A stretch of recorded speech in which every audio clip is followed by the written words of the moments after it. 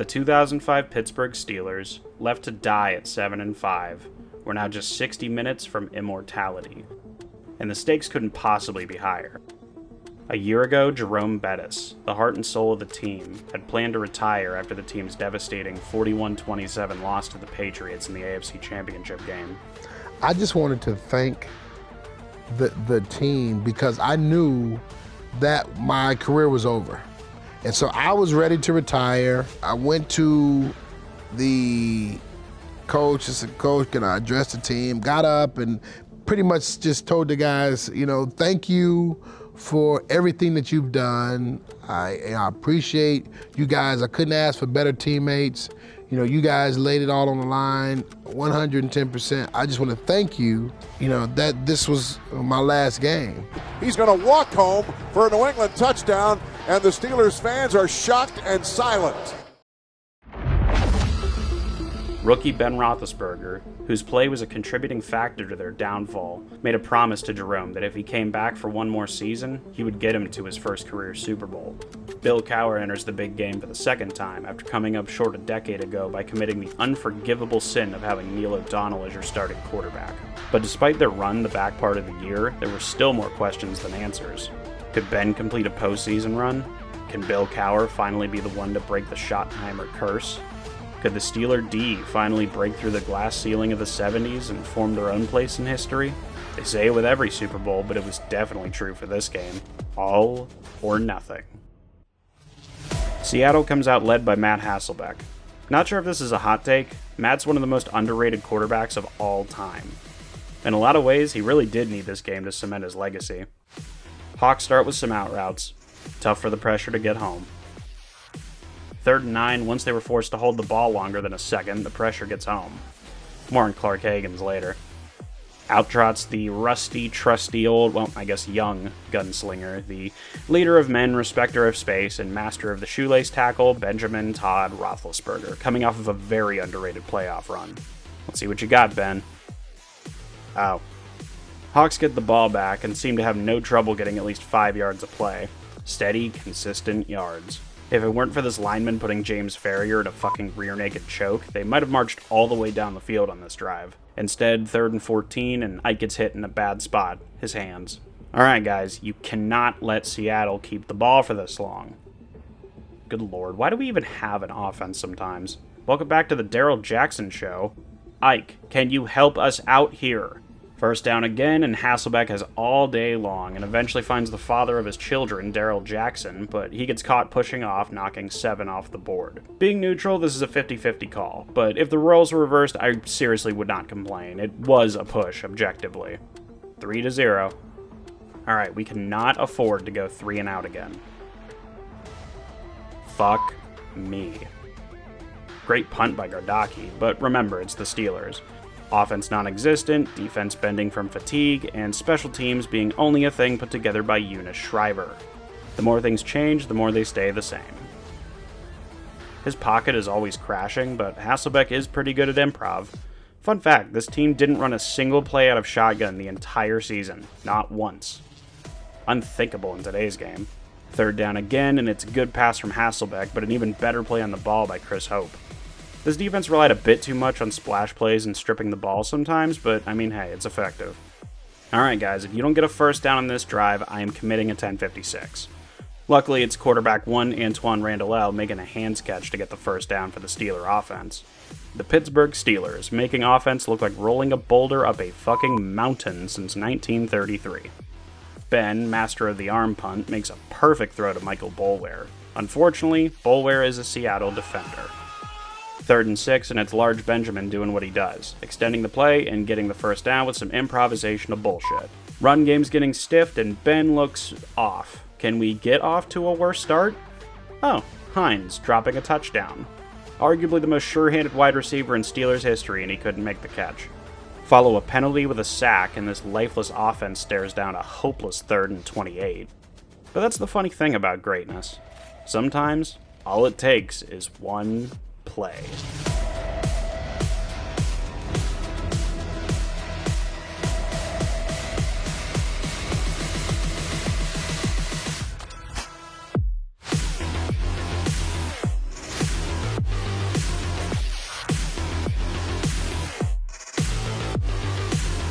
Hines may mess up once, but he sure as hell won't mess up twice. Good lord, is there a worse team to face in the red zone? Who's gonna get it, Staley or the bus? Or maybe...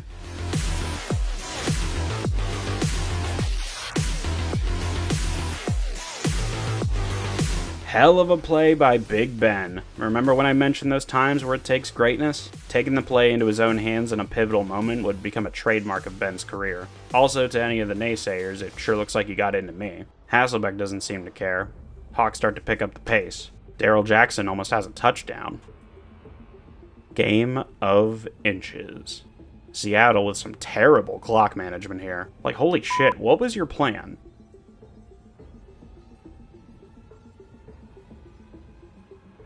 This forces their kicker to try a 54-yarder in 2006, and it's no good. Not sure I agree with the sequence, but also not sure I care. Take it into halftime, boys. Coming into the second half, it was no secret what Bill Cowher was looking to do. Keep kicking the door until it broke. No team in 2005 had run the ball more frequently than the Steelers, not one. But Seattle, boasting a very solid defense ranked 7th overall, had made the Steelers' run game non-existent in the first half. There was one man, however, about to change that drastically.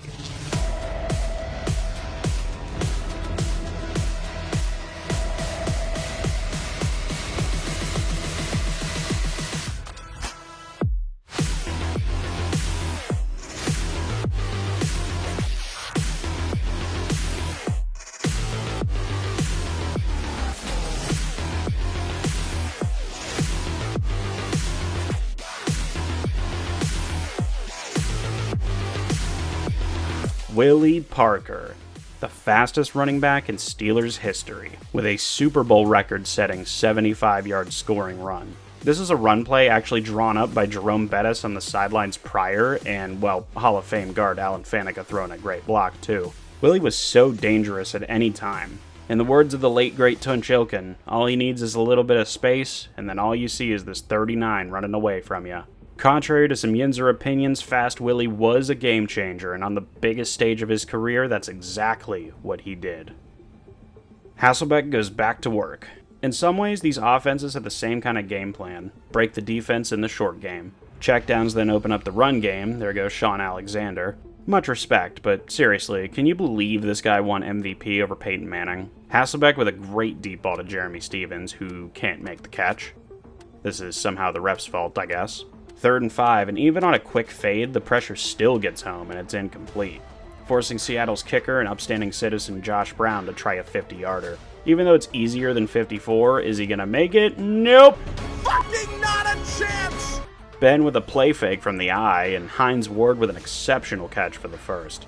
Fun fact, Hines Ward used to get manicures. And really, could he have made this catch without them? My vote is no. The bus is in the backfield. Be afraid. Be very afraid. You can feel the Seattle defense starting to break from fatigue. Jerome and Hines carrying this drive. One play away from the end zone. 4-man rush. It's flipped to the outside and intercepted by Kelly Herndon. Herndon to the 30. Roethlisberger is the only guy out in front of him, and he gets blocked out of the play. You want to talk about a game-changing play? Ben throws an eerily similar interception to last year. And just like that, Seattle has the ball in Pittsburgh territory. 3rd down, and it's Jeremy Stevens wide open, and it's a 4-point game. If there's one thing you can rely on, though, it's Bill Cowher's offense is stalling after the opponent scores. It's as reliable as gravity. Hasselbeck goes to work. He's an incredibly good short game quarterback, and in the West Coast offense, it was a perfect fit for him. Probably the most notorious play of this game. Great throw and catch to get inside the 5-yard line, but Seattle gets called for holding. Objectively, Clark Higgins was offsides, and it's also true that Sean Locklear held him, which, I mean, wouldn't that be offsetting penalties if I understand that correctly? It wasn't so egregiously offsides that it breaks the foundation of the play or anything, so I mean, like, both things are true. So how does the next sequence for the Seattle offense go? Casey Hampton with a sack. Great play by the big man, who hadn't had a sack in 2 years. And then Matt Hasselbeck throws it right to Ike Taylor. This is just a bad throw, no question about it. Third down and a QB sneak from shotgun. I'm not going to lie, I kind of like it. It's funny the things a 240-pound quarterback can do. Strong arms, tough to tackle, and sometimes they can even block.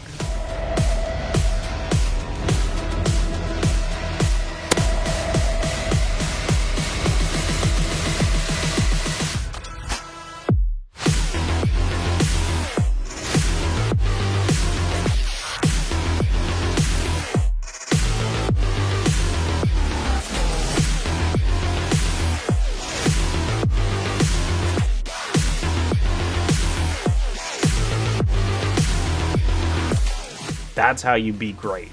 Perfect play call at the perfect time. Quarterback 1, Antoine Randall with the play of his career. He may have regrets about his playing time nowadays, but we'll always be grateful for the moments like this that he gave us. And the thing that sprung the whole sequence was Ben's block. Perfect execution. So here we are, 21-10, 9 minutes to go. Credit to the always game Hasselbeck who gets started quick. Eventually, they run a toss on 2nd and 10, down by 2 scores with 6 minutes left against arguably the best defense in the NFL. This is some Mike Tomlin shit. And of course, it leads to a 3rd and 8 where the Steelers can pin their ears back and rush the passer. Brutal sequence for Seattle. All right, Jerome, this is your moment. Close this game.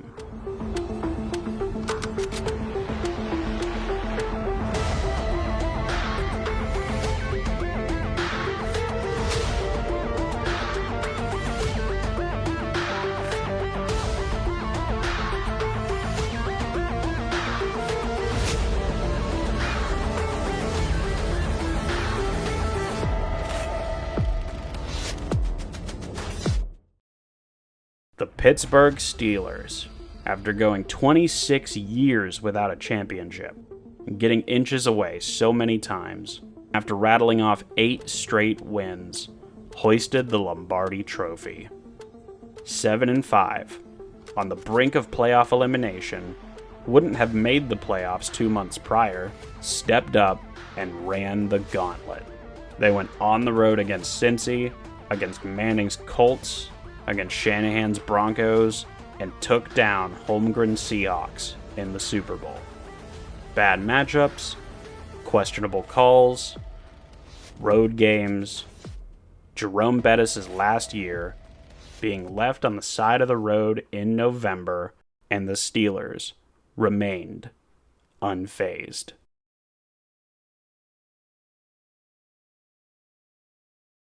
I want to thank you guys for tuning in to Road to Super Bowl 40, especially if you stuck around this long.